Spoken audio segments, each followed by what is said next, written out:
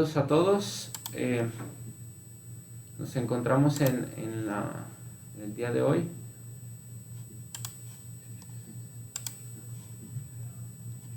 Con el doctor Alfredo Hernández Pérez, a quien le damos la bienvenida y le agradecemos el hecho de compartir aquí su tema tan interesante, ¿no?, sobre la transdisciplinaridad en el derecho. Les voy a leer un poco acerca de Alfredo. Es abogado de profesión, maestro en Derechos Humanos y doctor en Estudios Socioculturales. Participa activamente como catedrático en la licenciatura en Derecho en la Universidad Autónoma de Aguascalientes, la maestría en Derecho Constitucional y Amparo de la Universidad Cuauhtémoc, plantel Aguascalientes, y en la maestría de Derecho y Procuración de Justicia de la Universidad del Valle de México, plantel Aguascalientes. Ha impartido conferencias y participado en talleres de análisis en materia de derechos humanos en la Casa de la Cultura Jurídica, ministro Alfonso López Aparicio, así como en los talleres de Sociedad Patrimonio Cultural de las Comunidades Indígenas del Instituto Nacional de Antropología e Historia.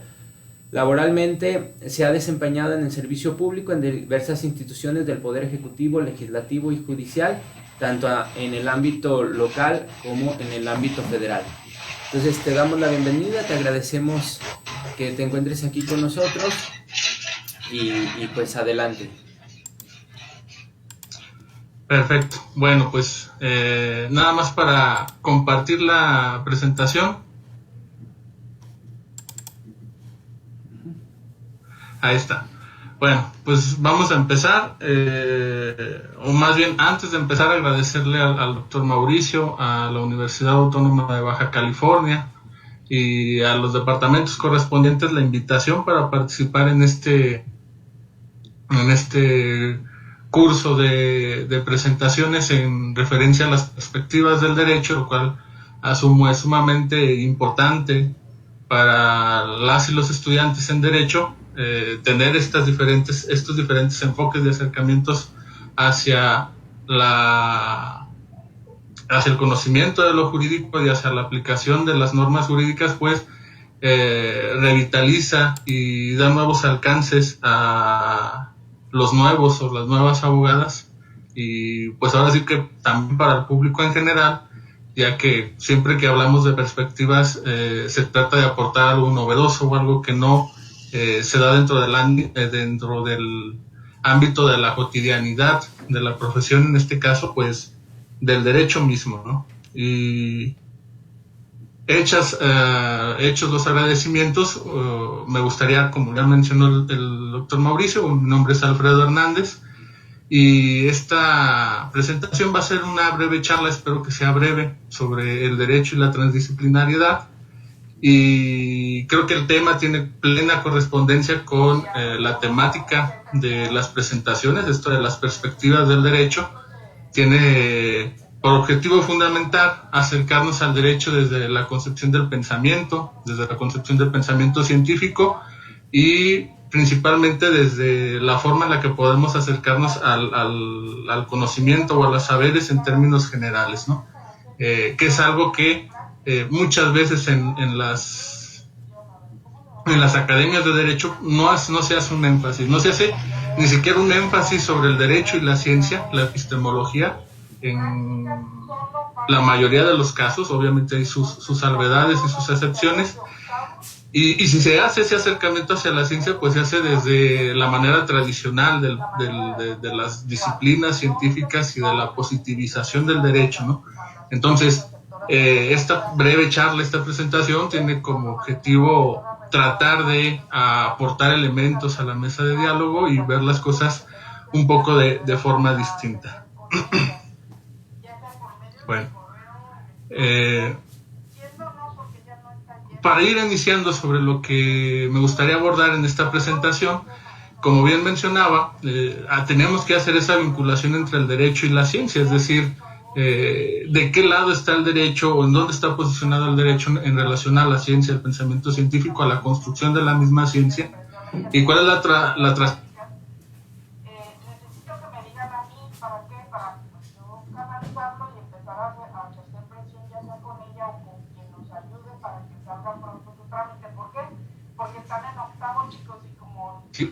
establecen un avance, un retroceso, entienden las dinámicas sociales desde los alcances y las dimensiones que se tienen entre sí, y tenemos como la instancia o de la forma clásica que se nos hace ver el conocimiento científico, esta cuestión del pensamiento científico, que es el gran engranaje desde la teoría clásica, y después la forma en la que se constituye disciplinarmente, que en este caso tendríamos al derecho como una disciplina que hay que recordar que es perteneciente a las ciencias sociales. También esa es otra cuestión que a veces se nos olvida mucho a los abogados. El derecho es una ciencia social, y es una ciencia social que busca establecer el conocimiento, establecer reflexión, establecer crítica, establecer puntos de resolución hacia problemáticas sociales, que las problemáticas sociales serían este último engranaje que estamos viendo. Y cuando tenemos una problemática social, algo que es de trascendencia hacia lo político, hacia lo público, hacia la forma en la que se constituyen, se desenvuelven y establecen sus formas de pervivir y de desarrollarse en comunidad y en civilidad, se suele asumir que cuando surgen problemáticas ahí, pues se necesita la cuestión del pensamiento científico. ¿Por qué? Porque el pensamiento científico tiene los elementos técnicos, la metodología, las herramientas necesarias para poder hacer un abordaje a cabalidad sobre dichas problemáticas sociales. En ese sentido, pues tenemos al derecho como una disciplina, como parte de las ciencias sociales del pensamiento científico, que lo que busca o trata de solucionar son obviamente problemas jurídicos que tienen una reivindicación, tienen una conexión directa con los problemas sociales. Y aquí viene una de las cosas que siempre nos mencionan nuestros profesores de derecho en la carrera, en la academia, en donde nos hacen esa narración metafórica de si sería necesario que existiera el derecho en una isla desierta con una sola persona. Entonces, es esa relación de que obviamente cuando existen problemas intersubjetivos en donde se establece elementos de justicia, elementos de obligaciones y de derechos, pues podemos reconocer que estamos ante un problema del derecho, un problema jurídico como tal. Y al menos este sería el calzado o el trazado que tenemos sobre la teoría clásica en cuanto al derecho como parte del pensamiento científico. Pero ¿cómo se da esta relación del derecho, que aquí no se alcanza a ver, no sé si se alcance a ver, porque como que está adaptando mal la presentación? Pero bueno, ¿cómo se da ese tránsito? ¿Cómo se va construyendo históricamente esta relación disciplinar, esta forma en la que nos acercamos al derecho para tratar de solucionar problemáticas sociales? Pues tiene un desenvolvimiento histórico plenamente marcado en el pensamiento occidental, al menos el pensamiento occidental, en donde pues obviamente estamos inmersos todos nosotros, no por una cuestión de gusto, a lo mejor es estructural, es porque el pensamiento occidental se impuso de manera hegemónica cualquier tipo de elemento, pero lo estudiamos así y lo cuestionamos o partimos desde un posicionamiento crítico porque así está dado, ¿no? Entonces, esta visión de las ciencias, de las disciplinas, del derecho, tiene un desenvolvimiento histórico que lo podríamos establecer en tres vertientes principales. La primera de ellas la podríamos ubicar en la Edad Media, que es la cuestión en donde vemos el teocentrismo, es decir, que todo el conocimiento y todo el saber está basado en Dios, y establecemos un pensamiento que es mágico, que es mítico, un pensamiento que es religioso, y que obviamente las razones sobre las cuales tratamos de responder a las preguntas de la realidad y a los problemas de la realidad social, pues van a ser siempre vinculadas hacia Dios y hacia este pensamiento mágico, hacia el argumento de autoridad. ¿Por qué pasan las cosas? Pues porque así lo decide Dios, ¿no? Los abogados tenemos un acercamiento con esta cuestión. Si nos transportamos a la cuestión del Estado o de las constituciones previas al Estado, si lo queremos ver,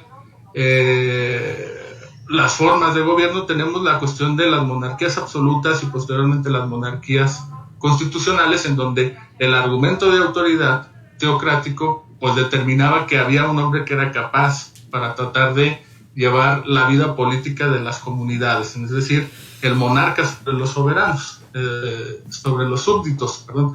Y en ese sentido, es esa razón teocéntrica, teocrática, en donde obviamente todo está ligado hacia Dios sobre un pensamiento mágico, sobre un argumento de autoridad.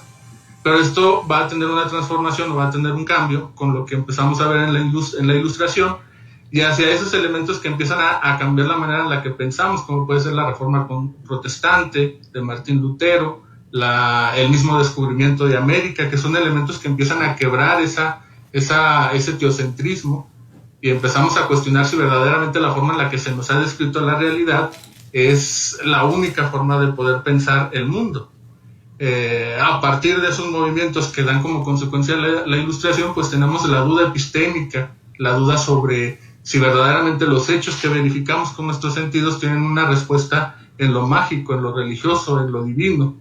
Y a partir de estas dudas epistémicas que empezamos a formular, empezamos a establecer una racionalidad que insidiariamente o de manera ligada, si lo podemos ver, a la dialéctica de la ilustración, que decían Horkheimer y varios autores de la escuela crítica de Frankfurt, dicen que es una racionalidad instrumental, ¿no? Es totalmente instrumental porque busca establecer la nueva racionalidad a cada causa que vemos en la realidad, es decir, a cada cuestión que vemos que sucede en la realidad le tratamos de dar un efecto, no una razón de ser. Es decir, ya no podemos decir que el sol sale todos los días por la mañana porque Dios así lo quiere, sino que empezamos a establecer hipótesis y empezamos a establecer el método científico y empezamos a establecer razones científicas del por qué suceden las cosas, que es el pensamiento racional. Y eso dará como último estadio, pues, la modernidad o el pensamiento moderno, lo que tenemos en la actualidad, que es esta visión moderna de las cosas.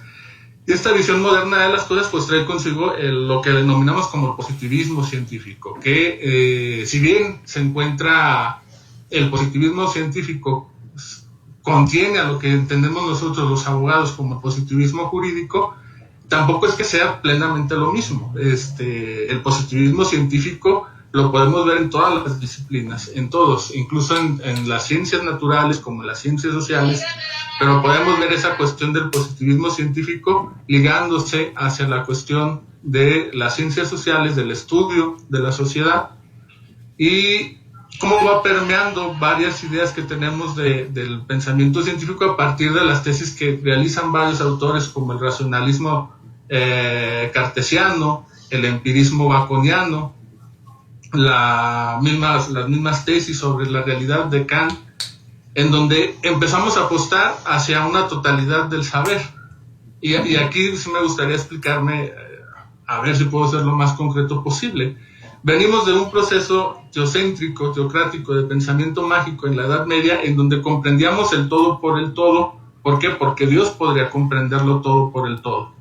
Cuando damos este paso hacia la ilustración, este quiebre epistemológico, y cuando empezamos a establecer las razones del positivismo científico, empezamos a verificar que no podemos seguir conociendo hacia la realidad y que no podemos darle respuestas a la realidad desde esa tesitura. Es decir, que tenemos que ir recortando la realidad para poder dar respuestas hacia las problemáticas, para poder entender la sociedad y la misma realidad social. Tenemos que ir partiendo la forma en la que comprendemos los problemas y la forma en la que comprendemos la realidad en sí misma. Esto tiene una relación, si lo podemos ver, con la metodología de la investigación, que a lo mejor muchos están emparentados con ella, a lo mejor muchas otras no, pero quienes ya han tenido sus clases de metodología de la investigación o quienes han realizado una investigación en concreto recordarán, si tenemos un asesor cuando nos dice, es que hay que delimitar el objeto de estudio. Hay que ver cuál es el objeto de estudio, y cuando estamos delimitando este objeto de estudio, pues estamos reduciendo a la realidad. Estamos reduciéndola a la realidad a conocerlo de una forma específica. Es decir, ya tengo un problema dentro de la realidad social, pero lo voy a dimensionar, lo voy a acotar para poderlo conocer desde una perspectiva disciplinar en concreto. Esa perspectiva disciplinar con la que nos acercamos cuando tenemos una problemática es esa totalidad del saber. ¿Por qué una totalidad del saber? Porque bajo algo plenamente delineado y delimitado pretendemos conocer lo que es hasta de manera inconmensurable conocible, o que no tratamos de verlo desde la complejidad con la que está estructurado. Esa es la totalidad del saber. ¿Y cómo podríamos también tener una definición sobre esa totalidad del saber? Nos lo dice Boaventura de Sousa Santos. Nos dice, siendo un modelo global, la nueva racionalidad científica, que es lo que estábamos viendo, es también un modelo totalitario, en la medida en la que niega el carácter racional a todas las formas de conocimiento que no se pautarán por sus principios epistemológicos y por sus reglas metodológicas. Se construyen esas disciplinas, se construyen las disciplinas del saber científico, y todo lo que esté fuera de esas disciplinas pues obviamente no entra. Principalmente, y lo más enfático que podemos tener aquí es que todo lo que no entra dentro de lo que creemos pensamiento científico pues no tiene una relación directa ni tiene una cabida dentro de estos procesos para tratar de entender la sociedad, para tratar de entender las problemáticas sociales. ¿Y esto cómo se aplica al derecho? Y previamente al derecho, pues a las ciencias sociales, porque como comentaba, y que no se nos debe de olvidar, el derecho es una ciencia social. Pues esta cuestión de totalizar el saber va a tener también una consecuencia dentro del mismo derecho, dentro de la misma forma en la que comprendemos los derechos y dentro de las mismas formas que entendemos a las propias ciencias sociales. ¿Por qué? Porque va a haber un contraste en cuanto a la búsqueda de legitimidad entre ciencias aplicadas y las denominadas ciencias del espíritu. Es decir, si ya dije que damos el paso hacia una cuestión de las ciencias en donde todo es positivo, es decir, donde todo es medible, donde todo es una causa y un efecto, en donde entendemos el mundo como una relación mecanicista, pues entonces las ciencias que tienen mayor relación con estos elementos, con los elementos del racionalismo cartesiano y del empirismo baconiano, pues serán las ciencias aplicadas o las ciencias naturales, es decir, esas ciencias que tienen objetos de estudios palpables y objetivos. Esas ciencias como la física, como las matemáticas, posteriormente la química, todas esas ciencias que tienen una legitimidad per se, o se asumen per se con legitimidad científica, van a tener un desarrollo y un desenvolvimiento. Y ese desarrollo y ese desenvolvimiento va a establecer en conflicto a las ciencias sociales, y si establecen conflicto a las ciencias sociales, pues obviamente también al derecho. ¿Qué buscan o cómo se perciben a sí mismas estas ciencias aplicadas, estas ciencias exactas, naturales? Pues se contemplan a sí mismos como plenamente objetivas y universales. Ojo, pero esta cuestión de la universalidad es porque estamos planteando una forma disciplinar, una forma bien delimitada de entender y comprender la realidad y los problemas que se dan en esa realidad desde una sola perspectiva. No es que sean plenamente universales, sino que pretenden universalizarse. Ese sería el verdadero sentido. Se sustentan también en el modelo matemático, es decir, la matemática va a ser el modelo teórico y filosófico sobre el cual se va a sustentar este tipo, las ciencias en general y las ciencias aplicadas. Y por último, pues buscan ser unívocas, es decir, decir una sola cosa y que esa sola cosa, esa sola hipótesis que se establezca pueda predecir o pueda prever el acontecimiento futuro. Es decir, al final de cuentas, las ciencias, uno de sus elementos más importantes es prever qué es lo que va a pasar a futuro, poderle prever a la sociedad sobre cuáles son los elementos problemáticos de sus conductas o del desarrollo mismo de la naturaleza. Entonces, estas ciencias aplicadas, estas ciencias de la matemática, donde podemos tener objetos de estudios bien delimitados, van a mover a las ciencias sociales, o las ciencias sociales se van a mover al mismo vaivén que van a establecer estas disciplinas científicas. ¿Por qué? Porque buscarán su legitimidad con base a esos mismos criterios metodológicos y epistemológicos que establecen las ciencias aplicadas por las ciencias exactas.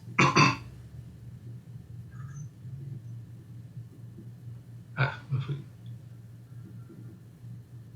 ¿Y esto qué tiene que ver o cómo repercute que las ciencias sociales, el derecho entre ellas, trate de buscar su legitimidad como lo podemos establecer o como podemos ver la legitimidad más acabada o más percibible en las ciencias aplicables o las ciencias naturales, cuando establecemos o tenemos el acercamiento con el fenómeno científico? El fenómeno científico cuando lo vemos desde una perspectiva como fenómeno social, que tiene una problemática y una trascendencia dentro de lo público, dentro de lo político, dentro de lo jurídico y dentro de las relaciones intersubjetivas que se dan en una sociedad misma.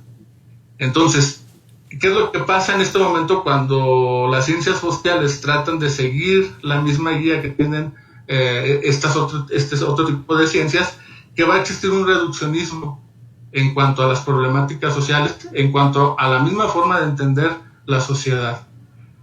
Ese reduccionismo, ¿cómo se da? Nos dice Boaventura de Sousa Santos nuevamente, que a partir, o podemos establecer un criterio objetivo muy pleno. Y estos son a través de las matemáticas, las cuales proporcionan a la ciencia moderna un instrumento privilegiado y una lógica de investigación. Propicia dos coincidencias: el rigor científico se cuantifica por mediciones y se basa en la reducción de la complejidad.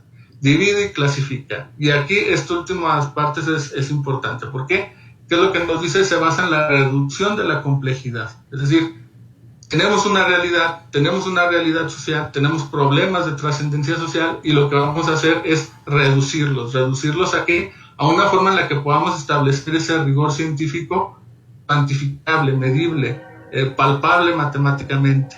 Al establecer ese tipo de situaciones, también lo que vamos a reforzar es a la segregación del pensamiento, dividir y clasificar. Cada quien tiene que dedicarse a estudiar o a comprender lo que dentro del ámbito de su disciplina le corresponde: el derecho, a las normas, la política, a las tomas de decisiones, la sociología, la sociedad. Y si lo trasladamos, pues también tenemos a las ciencias como la biología, como la química, la física. Y bueno, también en esa tesitura nos dice Boaventura de Sousa Santos, para estudiar los fenómenos sociales como si fuesen fenómenos naturales, es decir, bajo esta misma ruptura epistemológica que establecen las ciencias naturales, para concebir dichos hechos sociales como si fueran cosas, tal como lo pretendía Durkheim, el fundador de la sociología académica, es necesario reducir los hechos sociales, lo que pasa en sociedad, a sus dimensiones externas, observables y mesurables. ¿Qué pasa cuando reducimos o dejamos únicamente de manera palpable esas dimensiones externas, observables y mesurables de los fenómenos sociales? Pues que perdemos verdaderamente el trasfondo o los elementos que verdaderamente están haciendo el nudo problemático de algo, la sustancia que nos permite conocer el fenómeno social de manera compleja y de manera amplia.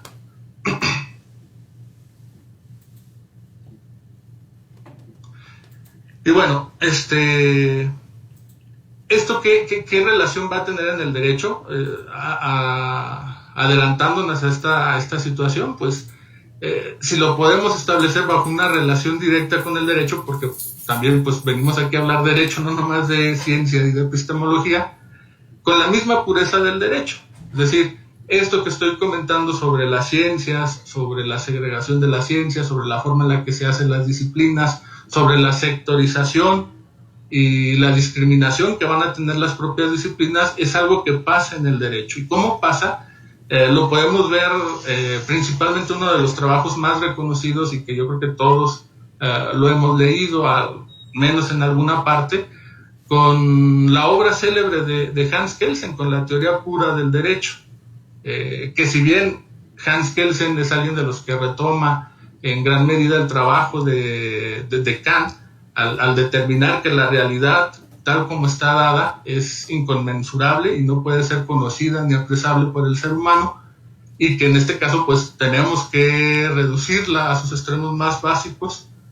Esto lo retoma Hans Kelsen y es lo que constituye la teoría pura del derecho, es el elemento filosófico sobre el cual está sentado la teoría pura del derecho, y donde nos empieza a describir de manera sumamente densa lo que es el positivismo jurídico, ya aplicando este positivismo científico a lo que vendremos a tener como positivismo jurídico. ¿Y qué es el positivismo jurídico? Nos dice la misma presentación: se puede definir como una concepción jurídica dogmática por excelencia, la cual busca establecer una ciencia jurídica objetiva y pura, que dé certeza plena, sin condicionamientos externos al propio pensamiento jurídico, ni referencias a las condiciones morales de los sujetos. Es decir, cuando Hans Kelsen trata de desarrollar la teoría pura del derecho, lo que trata es buscar esa ciencia pura que desde sí misma, desde la interioridad de la disciplina científica, pueda tener todas las soluciones y dar respuesta a las problemáticas jurídicas. Ahora, aquí también hay un conflicto con esta cuestión de Hans Kelsen. Hay gente que lo malinterpreta. Hans Kelsen no era ingenuo, ni desconocía cuál era el acercamiento que estaba dando hacia su propia teoría. Él buscaba algo en específico, era buscar equilibrios de objetividad y de certeza jurídica, y sabía lo que perdía cuando hacíamos eso, pero creía dentro de su propio horizonte ideológico que esa era la mejor forma de buscar o de establecer una justicia que fuera equiparable hacia todas las personas en cualquier contexto. Obviamente al contexto y a la luz de lo que conocemos hoy y a lo que hemos vivenciado en las últimas décadas, pues podemos poner esto en contraste, pero no quiere decir que ni Hans Kelsen sea plenamente perverso ni que tampoco sea plenamente ingenuo. Eso lo desarrolla también el jurista emérito recientemente fallecido Oscar Correas con su libro El otro Kelsen, ¿no? que nos establece cuáles son las razones de esta teoría pura del derecho. Pero ¿qué pasa con este positivismo y esta forma en la que conocemos el derecho, que empieza a limitar y empieza a encasillar en cómo podemos ver el derecho de esta manera disciplinar, y que el derecho es el único que tiene la forma de poder dar las soluciones a las problemáticas jurídicas, a las problemáticas de la sociedad, y que es bajo las propias tesis internas del derecho, que si ya lo traducimos en específico a las normas jurídicas que provienen de un legislativo, de un Estado institucionalizado, el que debe de dictar la forma en la que deben de desarrollarse la vida cotidiana de todos los integrantes de una sociedad o de distintas sociedades. Es ese reduccionismo epistemológico que posteriormente acusarían varios autores en la forma de simplificar el derecho a sus extremos más primigenios, más finitos y más limitados. Y bueno, ¿cómo se rompe con esta visión? Si ya empezamos a ver un acercamiento sobre esta visión disciplinar que se puede tener en el derecho, esta visión moderna, esta visión unívoca de lo que puede ser el derecho, o cómo empezamos a dejar de lado estas cuestiones sobre las ciencias disciplinares, las ciencias segregadoras, las ciencias que desconocen todo aquello que no se construya bajo la metodología de las ciencias y de las disciplinas científicas, con elementos tanto teóricos como sociales que se vuelven disruptivos en el siglo XX. Y trato de condensar esos elementos en tres principales autores que tienen que ver con establecer una relación con la realidad desde su complejidad y empezar a hacer un acercamiento hacia la construcción del pensamiento transdisciplinar. Y el primero de ellos sería Martín Barbero, un autor latinoamericano que nos dice que la modernidad es una imparable máquina de distinguir y separar. Es decir, todo lo vamos a querer agrupar y todos los problemas que podamos tener los queremos resolver bajo una disciplina en específico, y será la disciplina en específico la que tendrá que desarrollarse para poder dar soluciones hacia problemáticas concretas. Nos dice, veníamos de un mundo premoderno mágico en el que todo tenía que ver con todo, y la razón moderna en su lucha contra la magia se convirtió en el más radical dispositivo de diferenciación, clasificación y separación.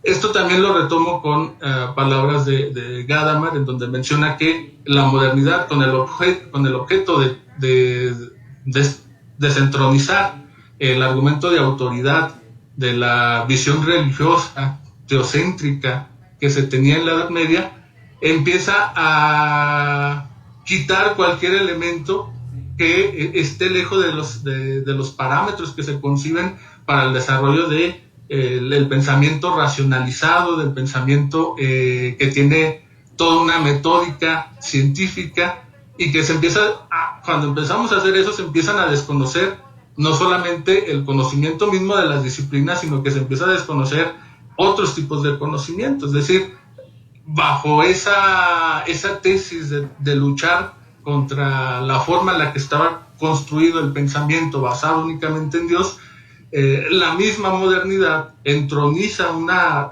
razón que está también ideologizada, a hacer de nuevo esa razón teocéntrica. Es decir, quitamos, si en la Edad Media el fundamento del conocimiento era Dios, pues obviamente nada más lo quitamos y pusimos al método científico ahí mismo, bajo las mismas tergiversaciones y bajo las mismas elementos ideologizadores que se daban tanto con la visión divina religiosa, se pueden dar también con la ciencia, y eso está claro. O sea, ejemplos hay muchos. Digo, si esto lo relacionamos plenamente con el derecho, ya les decía yo, las monarquías absolutas, cuando surgen los estados democráticos, los estados representativos, con mecanismos de representación popular y todo, pues creíamos que íbamos a tener estados en donde se iba a quitar el abuso del quien tenía la facultad de establecer las decisiones públicas, y que nunca volveríamos a la barbarie del oscurantismo. Y eso no es cierto, ¿no? Ya la Segunda Guerra Mundial, se dio el nazismo, el apartheid, se dio bajo en estos estados de derecho moderno, y bajo las mismas cuestiones. ¿Por qué? Porque se ideologiza de la misma manera que en su momento se ideologizó cualquier otro tipo de pensamiento basado en una cuestión también mítica o religiosa. Entonces, ¿cuál va a ser el primer quiebre que tenemos en relación a esa forma en la que delimita Martín Barbero a la modernidad y a la realidad? Tenemos a Edgar Morin, me equivoqué. Edgar Morin nos dice en esta sintonía, o nos habla de la complejidad de la realidad, de la necesidad de conocer la realidad y los problemas de la sociedad desde la propia complejidad que estos enmarcan, sin reducciones epistemológicas. ¿A qué se refiere esto? Si pasamos en un momento en donde creíamos que la forma de resolver los problemas era especializándonos en una disciplina y que la disciplina tenía que dar las respuestas, pues eso era limitado. ¿Por qué? Vuelvo a traer nuevamente el ejemplo de cuando nos dice nuestro asesor de investigación o de tesis, ve delimitando tu objeto de estudio para una tesina, para una tesis. Cuando nosotros estamos delimitando ese objeto de estudio, estamos recortando a la realidad. Y lo que estamos haciendo en estricto sentido es embonar a la realidad bajo la forma en la que yo la puedo estudiar. ¿Cómo la voy a estudiar? Bajo una disciplina concreta. Es decir, todos esos elementos que no quiero estudiar es porque no entran dentro de mi ámbito de aplicación o en específico, discrecionalmente, de lo que yo no quiero estudiar. Y entonces tenemos una realidad que está previamente prediseñada. Edgar Morin viene a la mesa y dice, bueno, pues hay que estudiar a la sociedad, a la realidad social, desde la complejidad desde la que tiene, sin reduccionismos, sin tratar de acortarla o de reducirla o de delimitarla de alguna manera. ¿Por qué? Porque la realidad es mucho más fuerte, porque los movimientos que tuvimos en las transformaciones sociales, los movimientos que tuvimos en el siglo XX, pues nos han orillado a eso, nos han orillado a tener mayores respuestas. El quiebre mismo, la ruptura que tiene el Estado de Derecho en la Segunda Guerra Mundial, en el Holocausto, la ruptura que actualmente tiene el Estado de Derecho ante las cada vez más evidentes democracias liberales, las caídas de las democracias liberales, pues nos exige tanto a los estudiosos del derecho como cualquier otra disciplina, acercarnos a la realidad desde una forma mucho más compleja. Es decir, ¿por qué no están funcionando las cosas? ¿Qué es lo que se ha hecho mal? ¿Por qué tenemos esos retornos hacia el helicoide, hacia los malos tramos que pensábamos que ya habíamos pasado como sociedad y como comunidades, y volvemos a tener esos mismos elementos de xenofobia, de discriminación, de segregación racial, de segregación étnica? ¿Qué es lo que pasa ahí? ¿Por qué? Pues porque tenemos que entender todas las problemáticas sociales desde esa complejidad con la que se enmarcan. Y por último, podríamos señalar a Wallenstein, quien a su vez nos señala la necesidad de abrir las ciencias sociales. Es decir, tenemos la necesidad de ver a la realidad desde su complejidad, y para poder comprender esa realidad desde su complejidad, pues tenemos que abrir las ciencias. Abrir las ciencias sociales y abrir el conocimiento, es decir, responder a las problemáticas sociales a partir de la complementariedad del conocimiento, sin directrices o barreras rígidas del pensamiento. Y obviamente esto es lo que nos empieza a dar los primeros pasos hacia la transdisciplinariedad, ¿no? ¿Y qué es esa cuestión de la transdisciplinariedad? Bueno, ya he estado hablando de los elementos previos, como pueden ser el pensamiento científico, la disciplinariedad, cómo se crean estas disciplinas científicas, cómo se acota esa disciplina científica en el derecho y el derecho se ensimisma, es decir, se encubre en sí mismo únicamente como si fuera la única forma de poder entender los elementos jurídicos o los elementos de justicia y los derechos en sí mismo. Pues entonces tendríamos que ver a qué nos referimos con la transdisciplinariedad. ¿Qué es la transdisciplinariedad? Bueno, la transdisciplinariedad es una cuestión que rebasa la ciencia moderna y que se encuentra en concordancia con las transformaciones sociales. Busca un más allá de las pautas marcadas por la ciencia. Y en este caso Martín Barbero nos dice, atiende a la convergencia de tres procesos: un proceso interior en las ciencias, es decir, un proceso en donde se siga generando conocimiento desde la propia disciplina, porque ser transdisciplinar no quiere decir negar las disciplinas, de lo contrario no sería transdisciplinar, sino sería adisciplinar. Estamos hablando de transdisciplinariedad y en ese sentido reconocer los elementos buenos y cómo ese desarrollo que han tenido las disciplinas, la medicina, el derecho, todos esos elementos que son buenos y que dan respuesta a muchas de las problemáticas, pero también tener un posicionamiento crítico en donde esa forma disciplinar no ha logrado resolver ciertas problemáticas o son insuficientes para poder conocer a la realidad misma y, por consecuencia, a poder establecer soluciones ante problemáticas sociales. El segundo elemento, pues, sería un proceso que conecta a las ciencias con su interior.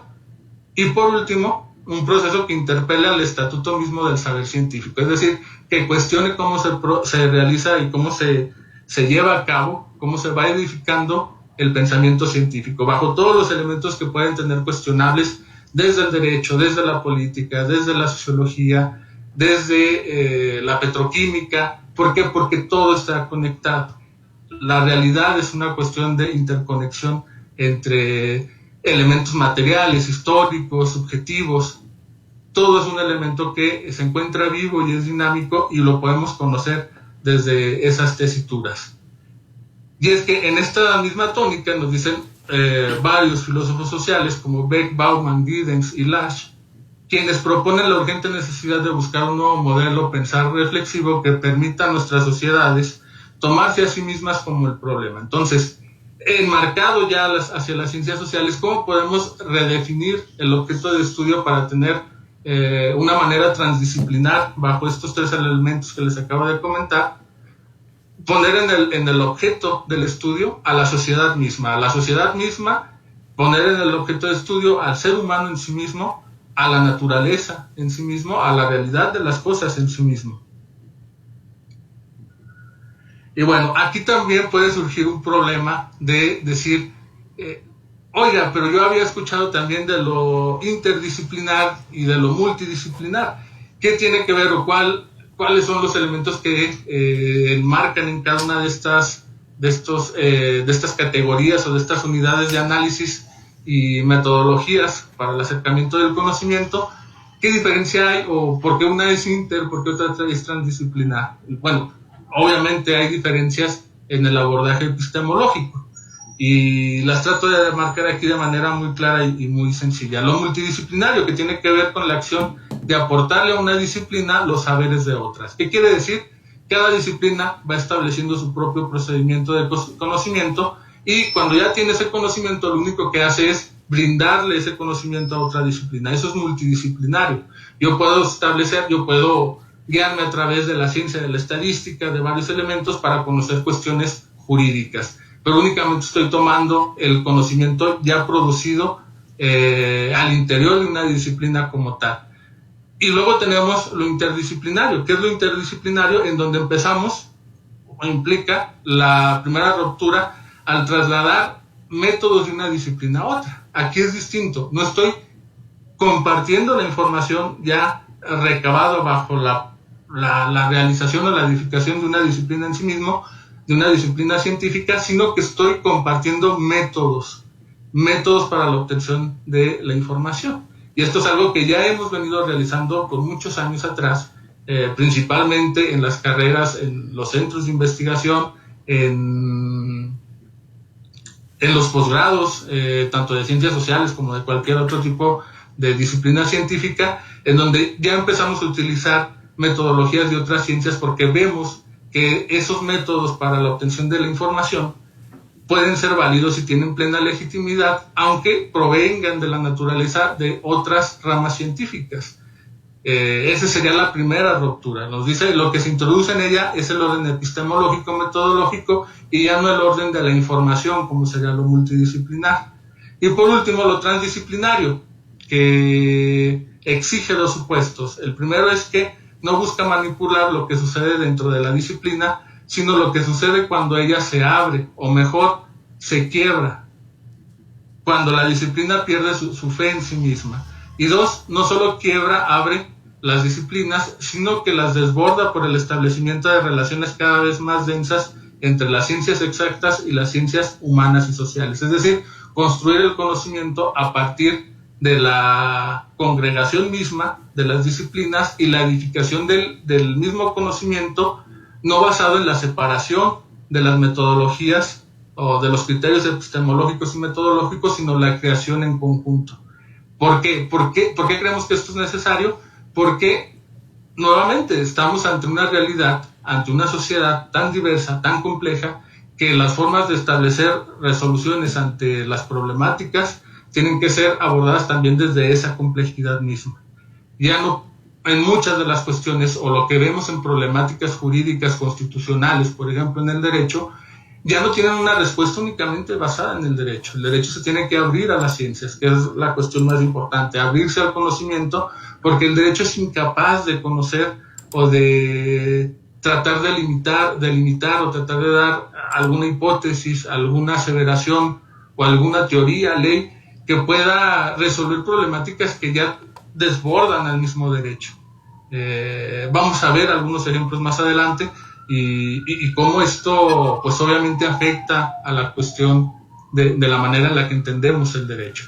Entonces, nuevamente trasladando esta cuestión de lo transdisciplinar al derecho, ¿cómo lo podríamos saber? ¿Cómo lo denomino en esta presentación? Sería abrir el derecho, como lo dijo Wallenstein, abrir las ciencias sociales, pues la necesidad de que tenemos en este momento es de abrir el derecho, es decir, un derecho hacia lo transdisciplinar, que obviamente también transite sobre lo disciplinar, lo multidisciplinar y lo interdisciplinario, dependiendo de la forma en la que tengamos que acercarnos hacia una problemática social concreta.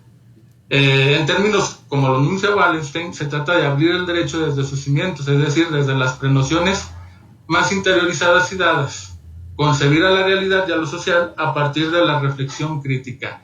Y en esto que parte, pues ser críticos con el mismo derecho. Una de las cuestiones más importantes de la transdisciplinariedad, y que lo vimos cuando mencioné que se trataba de poner como el nudo problemático del pensamiento a la sociedad misma, desde ese planteamiento estamos formulando de que las ciencias se tienen que abrir no solamente al conocimiento de otras disciplinas científicas, se tienen que abrir a otras formas de producción del conocimiento.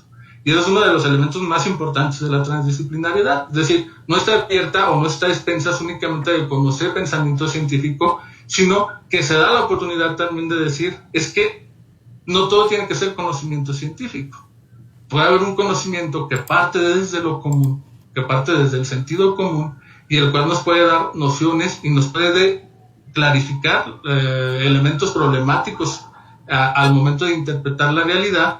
Y ese conocimiento, pese a que no tiene o que no goza de todos estos elementos metodológicos y epistemológicos, es realmente válido y es realmente necesario para la vida actual. Y esto también ya se está realizando, y se está realizando incluso en ciencias duras y en ciencias aplicadas. Un ejemplo claro, en los posgrados de agronomía, en varias facultades de la Ciudad de México, como la UAM o la UNAM, en donde están retornando a conocimientos de comunidades indígenas sobre cómo establecer mecanismos de fertilización hacia la agricultura misma, sin dañar el medio ambiente. Y es conocimiento que viene desde lo común, desde el sentido común, desde la realización de lo social, desde la construcción de lo social. Entonces, es ese abanico de oportunidades que abre lo transdisciplinar. Obviamente en el derecho eso tiene mucho mayor repercusión que en el ámbito agrónomo desde mi perspectiva. ¿Por qué? Porque lo social es todavía mucho más complejo. Es decir, tenemos los usos y costumbres de las comunidades indígenas. Tener una visión transdisciplinar nos abre o nos permite, nos da la oportunidad de quitar la arrogancia epistemológica que tenemos los estudiosos del derecho y poder conocer la realidad, ¿verdad? La realidad concreta con la que las personas llevan a cabo su vida cotidiana, con la que las personas tratan de establecer sus propios proyectos de vida. Y eso obviamente tiene una repercusión en la salvaguardia de los derechos y de los derechos humanos. Abrir las concepciones del derecho para la construcción colaborativa tanto del conocimiento científico como del conocimiento de lo común, que era lo que les comentaba. Establecer una matriz de posibilidades para el pluralismo jurídico.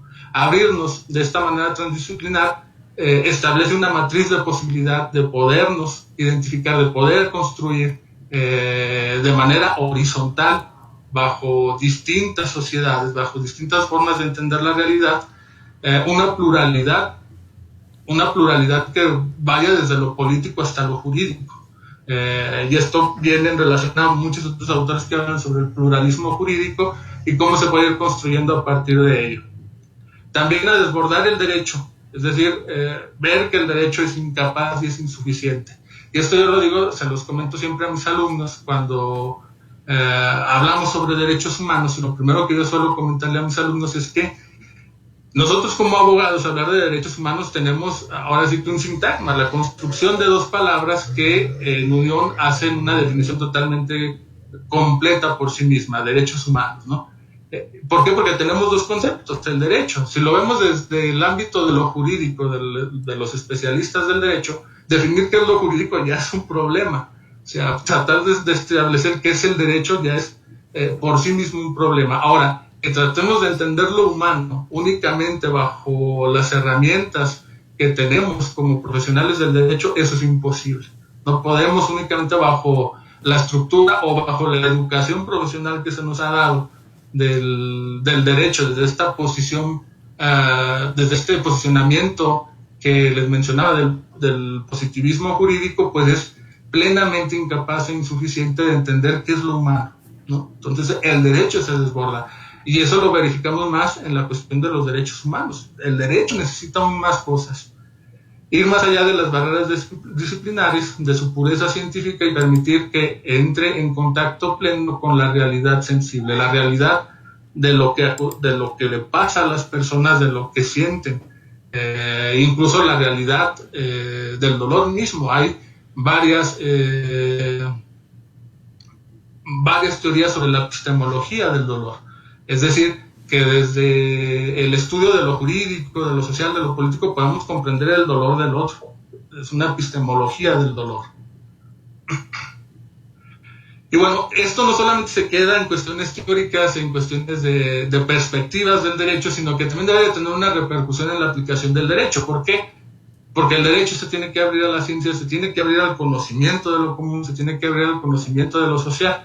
Y esa necesidad de abrir el derecho es abrirlo a lo transdisciplinar. ¿Por qué? Nuevamente porque la realidad es compleja, porque estamos viendo que el derecho por sí solo no da las respuestas. Vimos que el derecho por sí solo, el Estado de Derecho, las normas jurídicas, por sí mismas no pudieron dar respuesta en los juicios de Nuremberg, cuando se trataba de juzgar a los criminales de lesa humanidad en el Holocausto. ¿Por qué? Porque ellos argumentaban que estaban en cumplimiento de un deber y siguiendo las reglas de su Estado y cumpliendo con sus normas jurídicas. Entonces el derecho desde ahí es incapaz de poder establecer criterios para reivindicar los mismos derechos, para comprender incluso la misma realidad. La realidad es que había habido crímenes de guerra impresionantes y que había habido una vulneración a la vida y a la dignidad de las personas evidente, ¿no?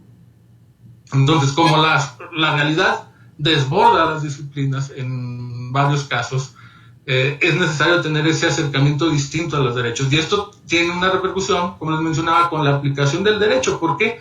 Porque bajo esa complejidad de la realidad, el derecho está ante diversas cuestiones que empujan al derecho a pensarse, a tener otras perspectivas, a reconceptualizarse y a rearticularse. Y esto implica la misma aplicación de las normas jurídicas.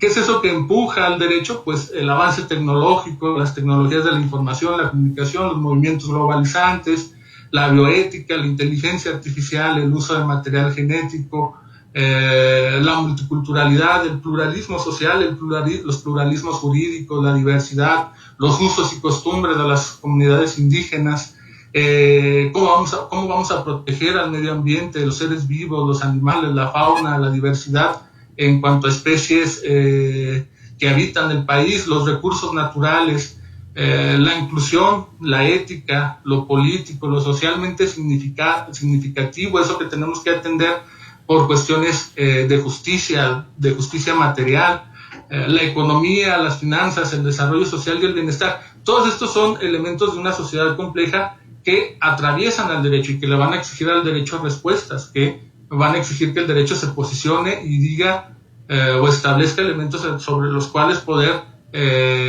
dar respuestas y dar soluciones. Incluso los establezco bajo estos parámetros, pero incluso estos segregar la información como lo que era el positivismo, lo establezco así en puntos para que pueda ser clarificado, pero si nos detenemos y vemos todos estos elementos y los vemos como problemáticas, el avance tecnológico, las tecnologías de la información, la globalización, la bioética, muchos de estos elementos están interconectados. ¿Por qué? Porque la realidad es así de compleja. La realidad está interconectada, la sociedad está interconectada. Varios de estos elementos se atraviesan por la ética, por la inclusión, por la economía, por la finanza, por el bienestar social, por la justicia social. Y vemos así como el derecho se mueve o lo mueven todas estas, el derecho mueve, la realidad mueve al derecho y el derecho tiene que moverse. Y para eso estamos en este caso, pues los especialistas del derecho, los estudiantes, los profesores, tenemos que empezar a tener abordajes sobre el derecho de manera distinta. Y bueno, ya nada más a manera de conclusión sobre esta cuestión de abrir el derecho a la sociedad y al conocimiento, abrir el derecho tanto a la disciplina, tanto al conocimiento de lo común, podríamos establecer 4 conclusiones muy generales, que sería llevar a la reflexión crítica los dogmas del derecho, introducir el derecho a las dinámicas contemporáneas de las sociedades complejas, plurales, multiculturales, reintroducir el saber y la experiencia social en la producción del derecho y principalmente de los derechos humanos a diversas concepciones que reincorporen el valor formativo de lo sensible. En tercer lugar, rearticular la teoría y la aplicación jurisdiccional del derecho con base a la complejidad de la realidad y de la sociedad. Retomar el conocimiento de lo externo, es decir, de aquellos saberes que son externos a la misma producción jurídica, al interior del mismo derecho. ¿Y a qué me refiero con esto? Pues a romper con el positivismo jurídico, que el positivismo jurídico se pueda nutrir de los elementos del conocimiento social, de otras ramas, de otras ciencias, sin ningún problema. Y por último, acercar el derecho a la realidad social, a la naturaleza, al ser humano en sí mismo. Construir concepciones del derecho más sensibles al dolor y a la necesidad. Al dolor y a la necesidad en términos generales, incluso no solamente en términos del ser humano, sino a todo aquello que siente dolor y que tiene necesidad, ¿no? Que sería incluso la versión más antipositivista que podríamos tener del derecho. Y ya solamente para terminar, ¿esto tiene relación en la práctica jurídica? Pues claro que sí, ¿no? Hoy en día seguimos preguntándonos sobre el derecho a decidir de las mujeres. Tal parece que el derecho se niega a saber o a conocer evidencia científica, cuestiones éticas, cuestiones sobre la bioética, sobre el material genético que se utiliza, por ejemplo, en Monsanto. El derecho tiene que buscar formas de tratar de acercarse a las problemáticas jurídicas desde una visión mucho más compleja. Incluso la misma Corte, la Suprema Corte de Justicia de México, ha mencionado esta necesidad de abrirse al conocimiento científico.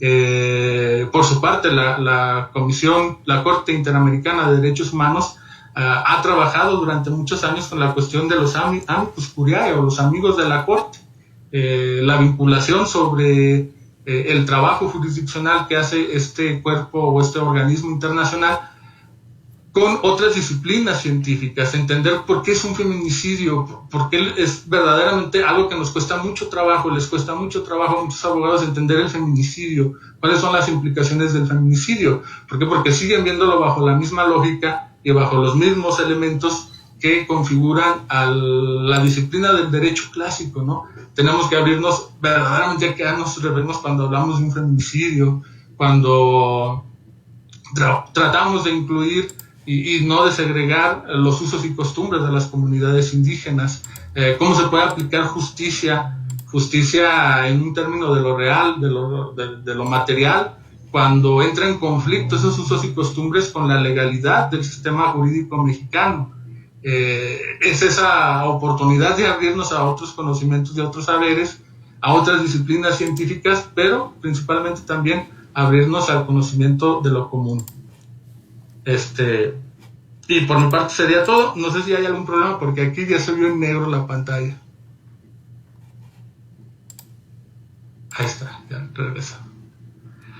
Por mi parte sería todo. Digo, no sé si haya algún tipo de pregunta o algún tipo de comentario, pues quedo aquí a la consideración de todos y todas ustedes. No sé si tengan alguna duda, pueden hacerla a través del chat, pueden hacerle comentarios al doctor y si gustan participar con el micrófono, levantan la mano y yo les activo el micrófono. Dudas que surjan a partir de la charla.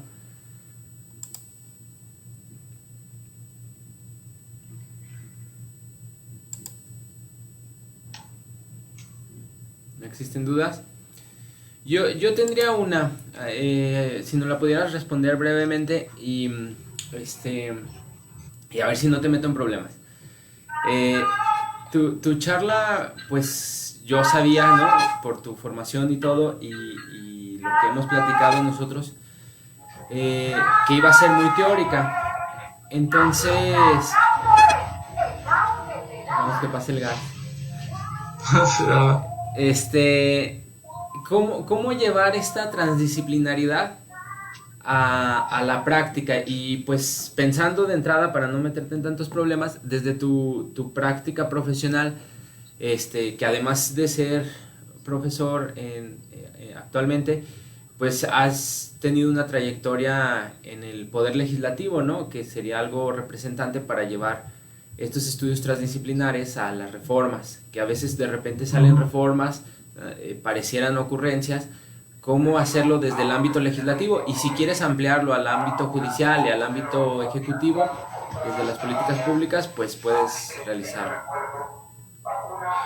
Sí, bueno, yo creo que hay un primer elemento que tenemos que considerar. Ese primer elemento sería una cuestión pedagógica también. Ya lo hemos platicado incluso tú y yo, Mauricio. Tiene que haber una forma distinta de aprender el derecho, de aprender las formaciones. Tiene que haber una disrupción también en el conocimiento y en las universidades. Tenemos que aprender a romper, ahora sí que como suelen decir, la caja, pero no romper la caja hacia nuevas alternativas que den producción o que rendan a esa dinámica del desarrollo técnico, científico en vía de producción, sino a establecer cuestiones que pongan en el centro al ser humano, a la sociedad, a la naturaleza. Un primer elemento creo que es educativo. Se tiene que transformar varios elementos de la formación. En el ámbito legislativo, pues falta muchísimo, ¿no? Digo, actualmente, si algo es esperanzador y que se está dando con relativa mayor,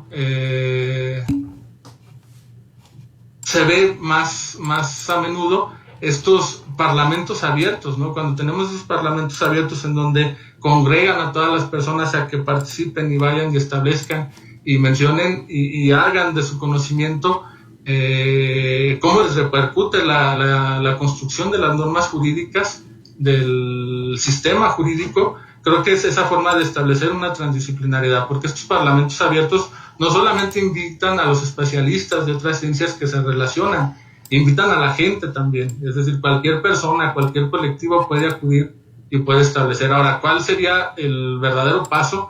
Que esto se vuelva más común y que principalmente que repercutan en la decisión, porque si únicamente van y hablan y dicen, pero no tienen ningún resultado o no tienen ningún, de todo lo que se comenta, no tienen algún efecto vinculante con la decisión legislativa, con la toma de decisiones legislativas, pues de nada va a servir. Y principalmente eso, en el ámbito legislativo es la inclusión, es decir, la inclusión de los sectores del conocimiento. Nuevamente, esto es muy importante, todo lo que estoy mencionando de la transdisciplinaridad no quiere decir que echemos por la borda el pensamiento científico, sino que pongamos en diálogo al pensamiento científico, a la política, al derecho, a la administración pública, con otros saberes, tanto científicos como no científicos. Pero que existe ese diálogo, si no entonces no sería transdisciplinar, repito nuevamente, sería adisciplinar. En el ámbito jurisdiccional yo creo que hay muchísimos avances, comentaba lo de los amicus curiae, en donde principalmente en los sistemas regionales de protección de derechos humanos, como puede ser en este caso el sistema interamericano o el sistema europeo, en donde ya empiezan a definir los conceptos del derecho a partir de una construcción transdisciplinar, el mismo feminicidio, los usos y costumbres, cuando estamos ante una cuestión de odio, de segregación étnica, racial, con elementos que a lo mejor al abogado le son muy difíciles de explicar, muy difíciles de definir y muy difíciles de puntualizar. Esta cuestión de los amigos jurisdiccionales, en donde establecen y realizan un diálogo abierto con las autoridades jurisdiccionales para que tengan el conocimiento sobre las decisiones que están tomando, pues obviamente también son espacios para la inclusión, para la generación de este conocimiento disciplinar, y se da de la misma manera que en los parlamentos abiertos. ¿Por qué? Porque se da bajo la opinión tanto de los expertos de las disciplinas como también la opinión de las personas y de los involucrados, es decir, conocer las razones de la misma autoridad. Esto incluso tiene una relación directa con el sistema jurídico mexicano y con la reforma en materia de derechos humanos del 2011. La reforma autoriza a la Suprema Corte de Justicia de investigar cuando haya violaciones graves a los derechos humanos, y esa autorización a investigar los hechos le da la facultad de acercarse a los hechos, a esa realidad, desde la construcción del conocimiento. Es decir, la Suprema Corte de Justicia puede investigar desde el conocimiento científico qué está pasando en un hecho problemático en donde se violen los derechos humanos. Incluso puede ir a las comunidades indígenas y saber qué es lo que está pasando cuando hay una violación hacia dichas comunidades y ver cuál es la repercusión directa, platicar con las personas y hacer ese grado de investigación. Eso obviamente es transdisciplinar, atraviesa desde lo multidisciplinar, lo interdisciplinar y lo transdisciplinar, y para la construcción, esa construcción de las que les hablaba, que es más allegada a la realidad, más allegada a la sociedad, al ser humano y a la misma naturaleza de las cosas. Otro de los elementos que también se está manejando mucho en el ámbito jurisdiccional es la justicia abierta, que están estableciendo actualmente o están empezando a mencionar los juzgados, el Poder Judicial de la Federación. Habrá que ver bien cómo se va llevando también esta cuestión de la justicia abierta, de los juicios o de todos estos procedimientos jurisdiccionales abiertos, pero estamos en esa sintonía. Digo, no ver, ya ahorita que les estoy comentando en específico, a lo mejor debí de haber incluido también estos elementos en la presentación misma. No ver lo evidente pues sería negarnos a la realidad, ¿no? La relevancia que tiene ver el derecho desde otras perspectivas epistemológicas y metodológicas es negar incluso lo que está pasando. Que sea limitado, que sea controlado todavía por la cuestión del Estado, obviamente eso lo sabemos. Siempre va a necesitar que, más allá de que digan que es abierto, que son amigos de la Corte y todas estas cosas, pues se necesita la voluntad institucional, la voluntad política para que verdaderamente permee. Pero el hecho de que ya lo estemos hablando, obviamente, quiere decir que estamos en ese tránsito y que comprendemos ya a la realidad y a los problemas jurídicos, a los problemas sociales desde esta complejidad. Muchas gracias. Aquí tenemos una pregunta y yo creo que con esa cerramos. Pregunta a la maestra Diana Elizabeth Guadalupe Valtierra. ¿A qué se refiere con rearticular la teoría del derecho? ¿A qué te refieres? A rearticular las concepciones del derecho, las teorías del derecho, se refiere a que tengamos un acercamiento tanto epistemológico como metodológico distinto. Es decir, que dejemos, principalmente lo que mencionaba, esa visión y esa tradición clásica de las escuelas del derecho, del positivismo jurídico, a entender como único elemento, prácticamente como único elemento o fuente primigenia o fundamentadora la norma jurídica, a establecer un posicionamiento crítico sobre esa posición, sobre ese positivismo jurídico, rearticulándolo con otros saberes, rearticulándolo con la realidad misma, con otras ciencias, en el caso muy particular de Latinoamérica, con los usos y costumbres de las comunidades indígenas, construir o romper, de hecho también lo mencionaba en mi presentación, esos dogmas que sentamos como dados en las concepciones clásicas del derecho, principalmente el positivismo que nos aplica al sistema jurídico mexicano, y reconfigurarlo bajo estas modalidades de una realidad compleja, una realidad dinámica, una realidad plural,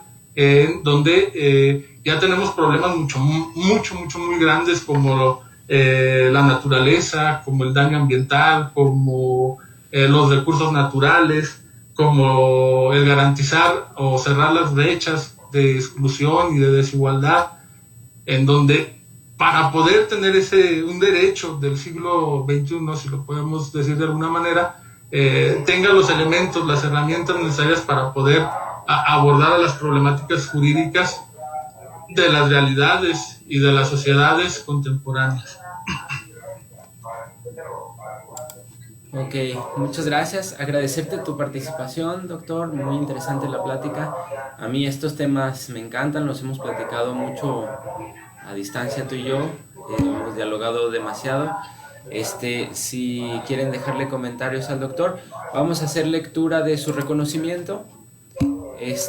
Y te lo haré llegar, yo creo que en unas cuantas horas. La Universidad Autónoma de Baja California, Facultad de Ciencias de la Ingeniería Administrativas y Sociales, Unidad Tecate, otorga el presente reconocimiento al doctor Alfredo Hernández López por su participación en la conferencia sobre el tema El Derecho y la Transdisciplinaridad, dentro del ciclo de conferencias 2020, Perspectivas del Derecho y sus Realidades, llevado a cabo en la sala virtual de esta unidad académica el 7 de septiembre del presente año. Atentamente, por la realización plena del hombre, Tecate, Baja California, septiembre 2020. Doctor Oscar Omar Ovalle Osuna, director de esta facultad. Entonces, pues a nombre de la facultad, agradecerte tu participación, Alfredo. En breve te hago llegar tu reconocimiento. Muchas gracias. Ok, muchas gracias a todos y todas. Y tienes aquí unos comentarios. Pues gracias por el foro. Si los ves, y por estar atentos. Pantalla. Sí, se los da. Entonces sí. Sí, muchas gracias. Gracias por los buenos comentarios. Es un gusto. Cualquier otra vez que si se desea o se plantea la invitación, de mi parte, aquí estamos para trabajar cuando se necesite. Gracias a nombre de la facultad y de los que estamos aquí presentes y en internet. Gracias. El día de mañana tenemos la conferencia de litigio estratégico. Es un tema interesante. En la tarde estaremos transmitiendo a través de la página la conferencia que me tocó a mí el día miércoles, que tuvimos problemas técnicos, yo creo que como a las 4 de la tarde, y pues los vemos mañana a esta misma hora, a las 10, con el doctor Luevano Bustamante. Gracias por estar presentes, hasta luego, que tengan buen día.